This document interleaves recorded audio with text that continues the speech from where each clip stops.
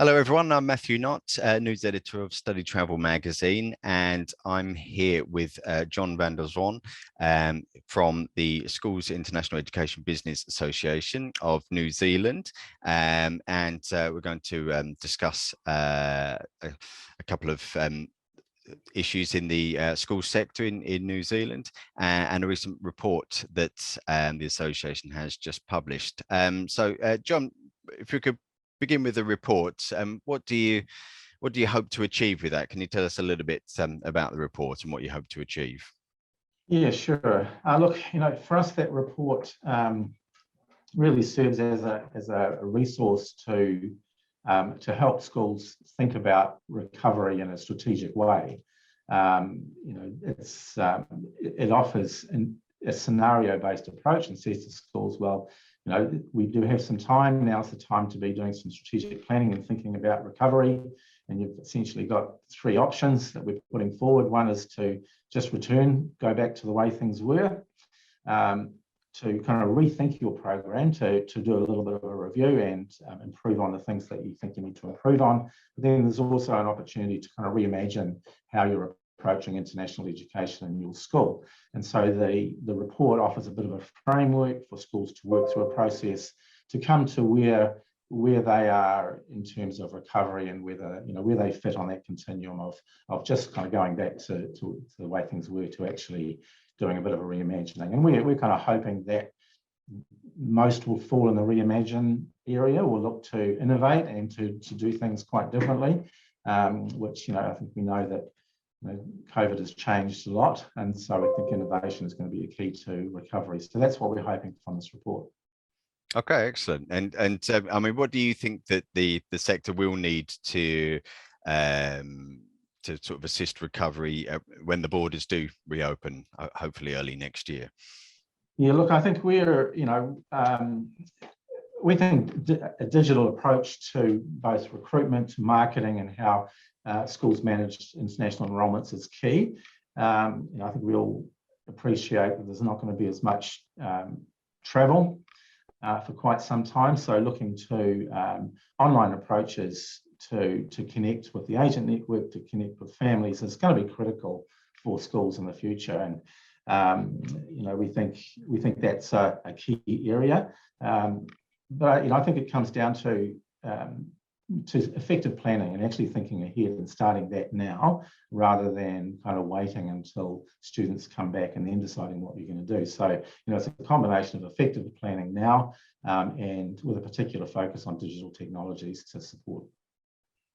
And in terms of the borders reopening, what do you have any insights or expectations when secondary school students where they might be in the queue when things start to open up?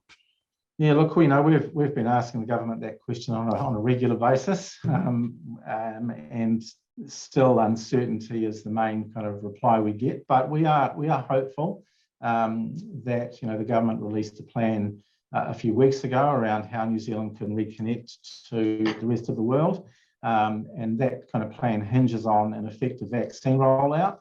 We're getting there. The latest kind of Delta outbreak has spurred a lot of people on to get vaccinated. So, we're hopeful that by the end of this year, we will have, significantly high numbers of Kiwis vaccinated. That will mean that the government can relax our current border restrictions. And if that can happen, then we're expecting to be able to see some school students come in kind of mid to late next year. Our government has made clear that they're not prepared for young school students to go into managed isolation as it is now. So we're hopeful that if we can get everybody vaccinated and we can get a relax to the border, then we might see school students beginning to come in mid to late next year. Excellent. Fingers crossed for that. I mean, how much has the school sector been impacted by the pandemic in terms of sort of numbers and sort of economic impact? I think it's been devastating. It's the school sector in New Zealand's pretty much been decimated. If we look at pre-COVID, we would have 14,000 to 15,000 full-time equivalent students in the country.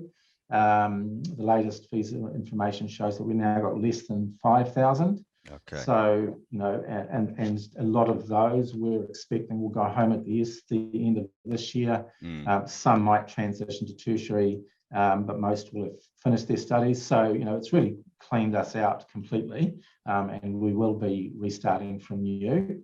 I think the other major impact has been the loss of the expertise in the sector. We've lost a lot of staff, a lot of international staff have gone. So for us, that really makes us focus on kind of rebuilding capability from now on. And this is what a big part of the report was about, as well as supporting schools with an approach to strategically planning for recovery. It's also a guide for us in terms of what capability the sector needs, and we'll be basing a lot of our professional learning and development programs around that report to ensure that the new people coming into the sector, once we start to rebuild, have the expertise and the skill to pick things up and carry on. So no, it's had a major impact, and it's we really are suffering at the moment. And how important will agents be in the recovery for the sector? Look, I think the agent network is critical to New Zealand. We're a small country, and the relationships that we have with agents are a key part of how we've done so well in the past. I think we're really hopeful and working towards that.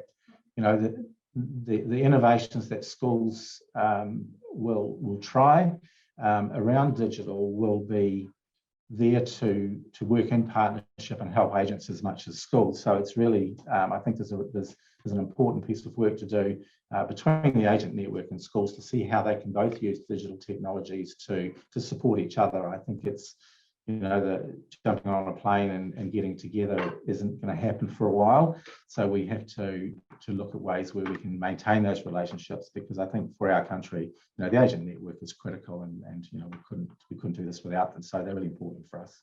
And how have the schools and indeed the association, how have you sort of stayed in contact with your agents through the pandemic? Yeah, look,